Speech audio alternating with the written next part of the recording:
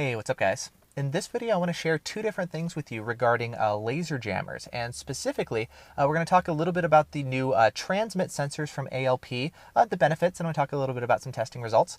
And then I also want to share a cool trick with you guys of how to make the jammers invisible, basically, so you can be looking right at them and you can't see them at all. Basically, how to do a stealth hidden install. So let's go ahead and talk about that. So the first thing, as far as the new transmit sensors, they're basically these really teeny tiny laser jammer heads. They don't have any receivers. They only have transmitters in them, and they're designed specifically to help you combat the dragon eye. They're kind of tough to jam laser guns, and the ALP, it's already the best laser jammer at jamming even the tougher guns, and this only makes it better. So the new transmit heads are especially helpful for people who encounter the dragon eye. But there's also some other benefits, such as they allow you to install 3 heads in the rear of the vehicle, which is really nice for those of you guys who have larger vehicles like SUVs or trucks. You typically need 3 heads to cover the entire surface area, but the ALP only allows 2 heads in the rear, but it does 3 up front. Now with the new transmit heads, you can do 3 heads in the rear and 3 heads in the front. So you can get complete protection in that way.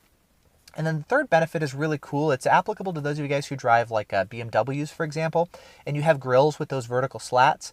That's a great place to install the jammers. That's usually where you'd install them, but the slats are a little bit too narrow to install the normal ALP heads horizontally, and so you typically have to mount them down lower, which is a little bit farther away from like the headlights, but the ALPs are sensitive, so usually you can get away with that. Well, one of the nice things about the transmit heads is you can install one of those in the center of the grill, and then the 2 outer heads, you can actually go ahead and rotate them horizontally, and now they'll actually fit into your grill if you have the vertical grill slats. So that's a way for those of you guys who are running BMW or a similar car like that.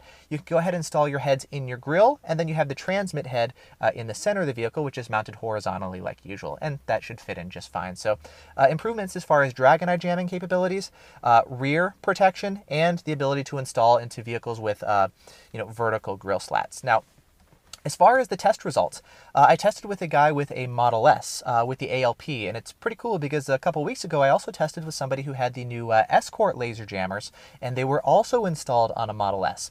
So let's go ahead and talk about the ALP. Now, he had ALP triples, front and rear. So, 2 normal heads plus the transmitter head in the center. That's how you install it. Transmitter head in the center, standard heads on the side. So he had 3 in the front and 3 in the back.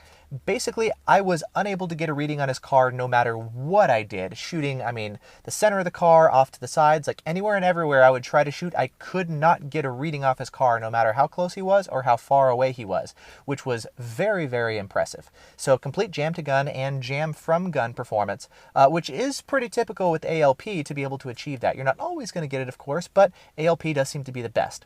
Now, I want to contrast this to the new Escort jammers that I tested recently. The new Escort Shifter Max jammers, or ZR5s, they're calling them different things. The person with the Model S that I tested on before had 2 heads up front and 2 in the back. So it's kind of an apples to oranges thing, 2 heads versus 3 heads, a little different. 3 is obviously going to be better, but 2 heads should typically do a good job. And in this situation with the 2 heads in the front and 2 heads in the rear, I was able to get punch throughs with the Escort jammers on the Model S. And what caught my eye about it was the laser jammers, because instead of 3, there were 2. They were brought a little bit closer together, and even though they were closer together in the grill, the front plate area, which was kind of like where everything was focused, I was still able to get punch throughs on the front plate, which was kind of like the jammers were like centralized there, and I was still able to get punch throughs. So it makes me think it's not so much a sensitivity thing from not having enough heads, but actually the algorithm that's being used that Escort has implemented for their jammers. And so I'm not quite as impressed with the Escort jammers as I am with the ALP, despite the fact that it was only 2 heads as opposed to 3.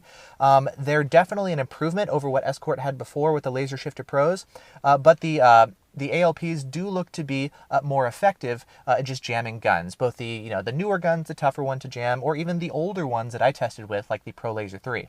Again, we were testing, on his car. I could not get a reading off his car for the life of me. The only thing that I could do was I actually asked him to kill his jammers, which is what you're supposed to do after you slow down when you're getting shot, allow them to get a reading. Once he killed his jammers, yeah, of course, at that point, I was able to get a reading off his car. But otherwise, if he didn't want me to get a reading, I couldn't, which was awesome to see from the ALPs. Now, what I really liked about his install and kind of the stealth properties that I wanted to talk to you about was, if you take a look at the front of his car, you can't see any laser jammers at all. What I really liked about it is where he installed them, it was in this little crevice just beneath the hood. You can install the heads right there, and he actually put a piece of like black plastic over the front of it. And now the type of plastic that he used, it allows IR light to be transmitted through it, but you can't see it with the naked eye. So the jammers are, if you look at it, you're not going to be able to see them at all. But the light from the laser gun is able to pass through no problem, so the jammers can see it. And then when the jammers return fire, that light can pass through that black piece of plastic, and then they're able to jam the gun. So it works perfectly, and you've got a nice hidden stealth install, which I thought was really cool.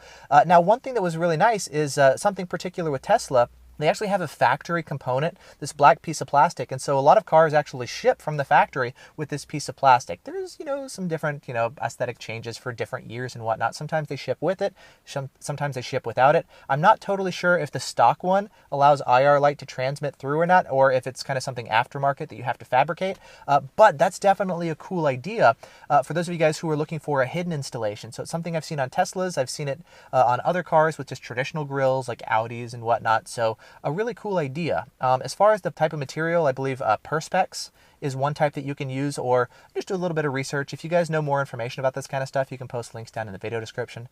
As far as the installer that he used, I believe it was Musicar down in Portland. I'll put it up on screen and a link in the video description. They were the ones who did the install. There's lots of really cool installers, but I really like this one. It was nice on the outside, and also the inside was really clean and kind of hidden in stealth, which I thought was really well done. So yeah, that was just a cool install that I wanted to share with you guys doing this. There wasn't anything special about the back. The back was very traditional, but the front, that was kind of a cool thing that I saw, and I just wanted to share the idea with you guys because that was something that I saw and I really liked. So speaking of installation, I have updated the ALP install guide on my website, which goes over more information about the new transmitter heads, including how many you should get, where they should be installed, how they should be installed. It's really important. It'll tell you about things like how the new transmitter heads, they need to be installed at least 20 inches above the ground, and that's going to allow it to kind of minimize reflections from the transmitter head coming back, bouncing off the road. The normal ALP heads, you don't have to worry about this so much, but the transmitter heads have to be at least 20 inches off the ground. There's some information as far as, how they have to be mounted in the center of the vehicle, not on the sides, what ports of the ALP CPU they actually plug into. So all that kind of detailed stuff that you need to know if you're going to be getting one. Take a look at my updated ALP install guide, and it covers all the different options as far as using standard heads, combinations of transmitter heads and standard heads, and all the important stuff that you need to know. And link is in the video description to that as well. So anyways, yeah, just some updated information regarding the new transmitter heads and a cool way to install. So awesome. Thanks so much for watching. Let me know if you have any questions, and I'll see you guys in the next video.